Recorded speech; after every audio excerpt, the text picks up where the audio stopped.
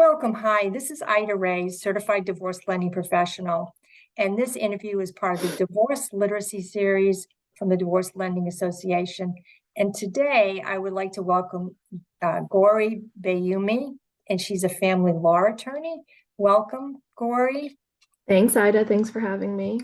Oh, you're quite welcome. Would you kindly provide us a little bit of background information and knowledge on your practice and what you specialize in? Sure. So I practice family law primarily. So I do divorce litigation, custody, child support. I also do a little bit of estate planning with simple wills, financial power of attorney, and healthcare directives. Terrific. Do you find that often the two disciplines, the estate and the divorce, often overlap? Do you have to often do? Yeah, sometimes. So sometimes, you'll have you'll finish a divorce, and I often advise my clients that after they get divorced, they should either prepare a will if they haven't already, or they may want to prepare a new will, change their will, but depending on, if their ex-spouse was the beneficiary or the personal representative. I always think it's important to have a financial power of attorney as well, and a healthcare directive, especially if there are any health issues or depending on age. It's really good for everyone to have it. But especially for those reasons, it's good to have someone assigned to be able to take care of your affairs if anything were to happen to you. So sometimes, you, especially after divorce, it's important for people to have those documents prepared. So that's how that'll intersect sometimes. Yes, I can imagine that would be, especially if there's children and then they have to agree on guardianship, right? Guardianship, right? Yeah. Yes. Um, so I was wondering, because it's great you have sort of a overlapping discipline there, which is really very helpful. So do you have some advice to give someone who's just starting down this path that sort of would help our listeners as they're listening to this? Yeah. If you're contemplating divorce, or if you're not married but have a custody matter or anything along those lines, I think, with your partner or the parent of your child, I think the main thing is communication. And I know that's hard a lot of times when you're getting divorced, to be able to communicate with each other, but especially to remain child focused. If you have children, you're going to have to co-parent probably for the rest of your lives. I mean, people say, children turn 18 and then they're adults, but really you're always going to be part of their life, right? When they get married or they have kids.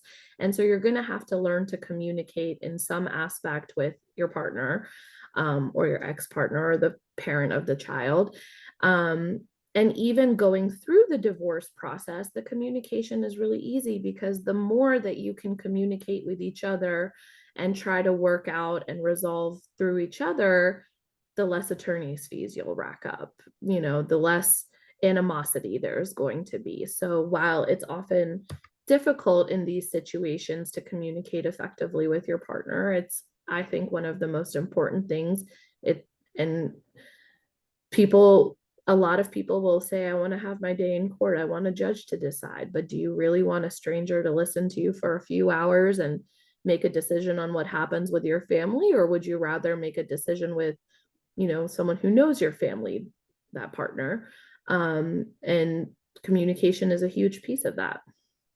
That's great. That's great. Now, when there's children involved and you are trying to help them resolve parenting issues, how do you handle that? Because I'm sure there'll be lots of people listening who have children and are so, sort of very concerned about the children's welfare. So perhaps you could, yeah. Yeah. I guess it depends on the age of the children. I know sometimes children have a hard time going through their parents separating and divorcing. So sometimes you may want to look at other professionals who could help, maybe a therapist for your child. Maybe you want to see a therapist. Sometimes clients, lean on their attorneys to have these conversations, but attorneys are expensive, and therapists are often better equipped to handle the emotional side. And not that they're, attorneys counsel too. We're called counselors. There's some level of having these conversations, but I think sometimes the therapy is necessary for yourself, your mental health, and your children's mental health. And in communicating with the other parent for the children, a lot of times you're going to have to make decisions that you don't agree. You have to work through it. And again, that communication comes back in play, because the more you work at your communication with each other, whether, the other person makes you so angry, maybe sometimes you need to step back, take a day to think about it and respond, and don't respond in the heat of the moment. Don't respond with your first instinct. Sometimes I have to do that with clients or other attorneys, where I get an email that, I vehemently disagree with, or it fires me up, and I have to take a step back and say, you know what, I'm going to calm down and I will respond to this in the next 24 hours when I can gather my thoughts, and not fire off a response that's going to just instigate or add fuel to the fire. So sometimes that's also necessary, taking that break and giving yourself the time to like really think it through before responding.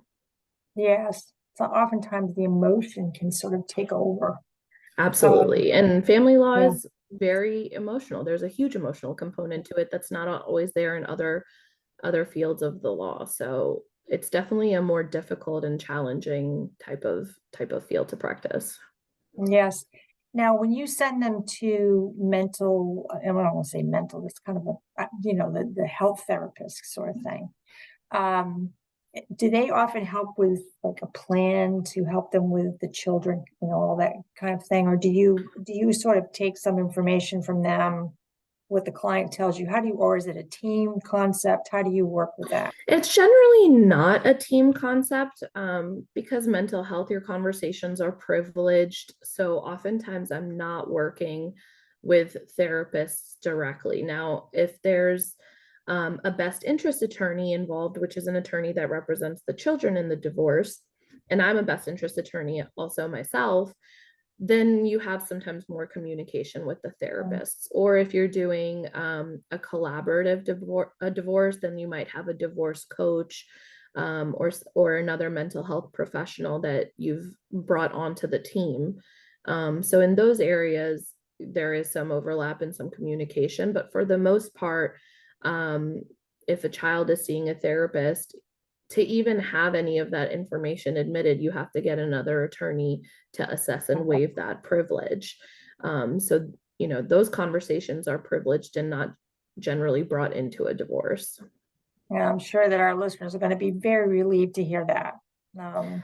Those Well, are if you think private. about it, if you know that if you're confiding in someone and Mhm. you know that it could be used in litigation or used against you, then it takes away the therapeutic aspect of it. Yeah, plus, yeah, right, and you're just going to share less because it might be Right. used somewhere else against you. So I get it. Yeah, I think Right. that's a great comment. So, do you mind sharing some case that might have been very impactful to you that really made a difference for your client? Yeah, so the case that comes to my mind, it was may have been the first actual trial I ever had. Um, my client had just gotten out of jail. He was in prison for maybe 10 months or so. Had a little boy.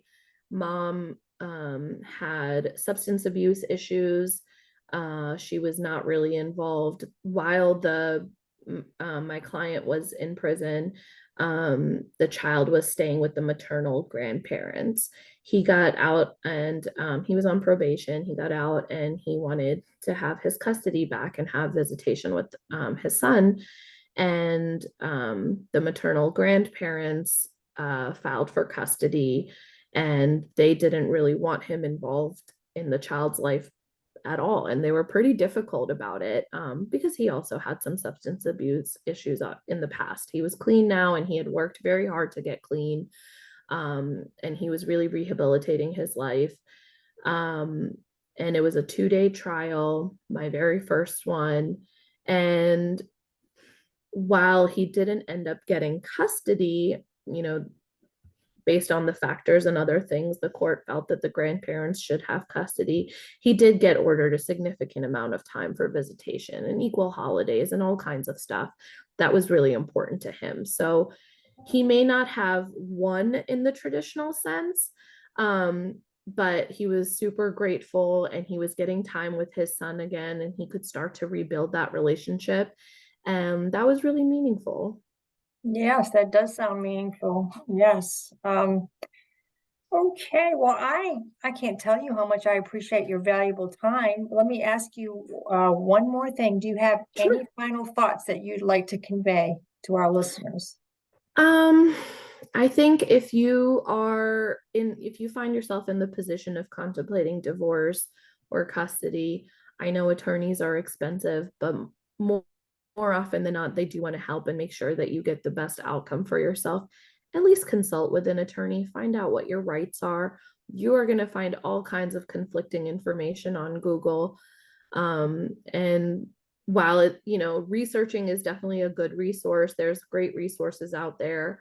Our firm puts out a blog post while I'm talking about resources. I'm just going to plug that in, but we have a blog on our firm's website with a lot of great information. So while the internet is a great place to do some initial research, every case is very unique. Every marriage is unique. Every divorce is unique. Every custody situation is unique. So talk to a lawyer, at least have a conversation about what your options are, what your process options are, and what you're entitled to, and then take it from there and see what you feel comfortable doing.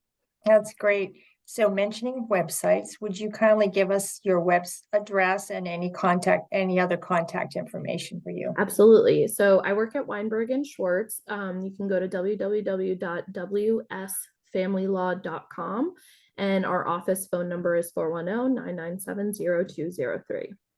Oh, thank you so much, Gauri. Thank you so No much for this problem. interview. My Appreciate your pleasure. Thank time. you for having me, Ida. Okay, bye-bye.